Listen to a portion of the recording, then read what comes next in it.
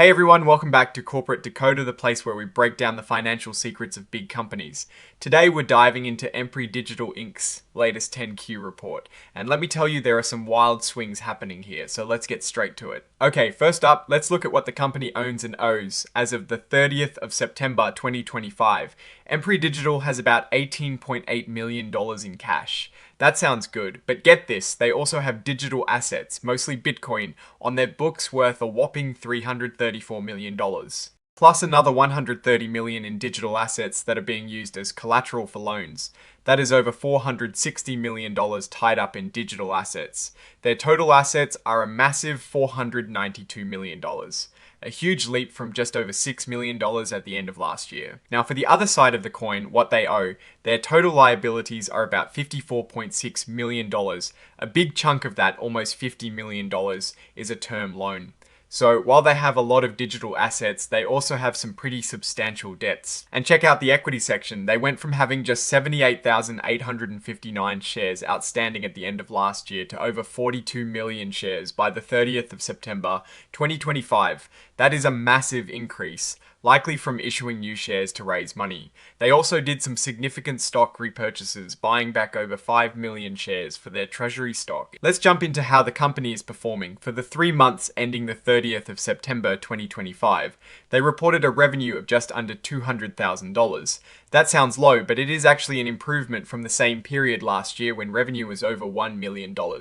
However, their cost of goods sold, which is the direct cost of making or acquiring the products they sell, was a staggering $291,000 for the same 3 months. This means they are losing money on the products they are selling right now. This results in a negative gross margin of over $93,000 for that quarter. For the 9 months of the year, the picture is similar, with a negative gross margin of almost $287,000. It looks like their old power sports business is struggling, but here is where things get really interesting. Their operating expenses, especially general and administrative costs, have exploded. For the 3 months ended the 30th of September 2025, these costs were almost $19.4 million. That is a huge jump from just $1.9 million in the same period last year.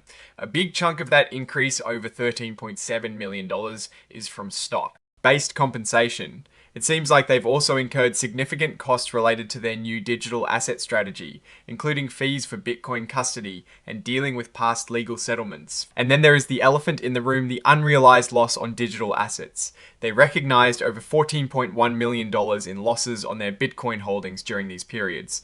This means the value of their Bitcoin holdings went down, and according to accounting rules, they have to report that loss. All of this adds up to a net loss of over $34.5 million for just that 3-month period. For the 9 months of the year, the net loss is nearly $41 million. The prior year also showed significant losses, but the scale of losses and the nature of expenses has changed dramatically. Looking at the changes in stockholders' equity, it paints a picture of massive fundraising and significant changes. For the 9 months ending the 30th of September 2025, they issued over 44 million shares of common stock and pre-funded warrants, bringing in over $480 million. They also completed another offering that netted over $10 million.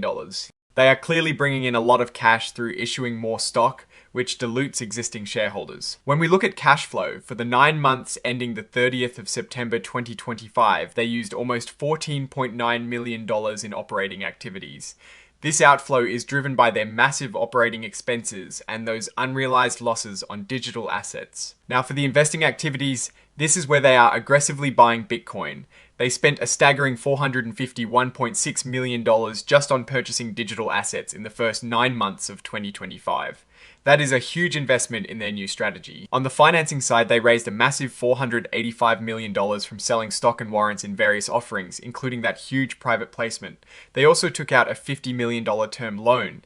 However, they also spent almost $39.5 million on repurchasing their own stock. Empery Digital has made a dramatic pivot. They are now all in on Bitcoin.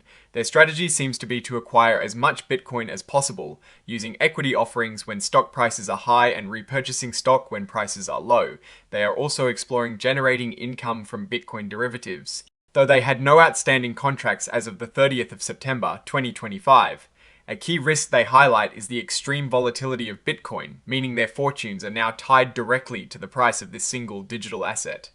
they are also concerned about cybersecurity and custodial risks, and are trying to diversify their custodians. Their old powersports business is being significantly scaled back. They divested the Vulcan brand to Venom EV, which is a huge strategic shift.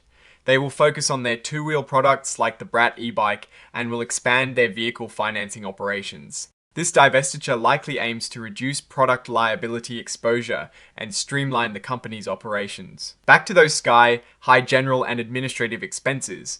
A significant portion is related to stock-based compensation and those hefty bonus payments to executives, who then use that bonus money to buy shares in the private placement.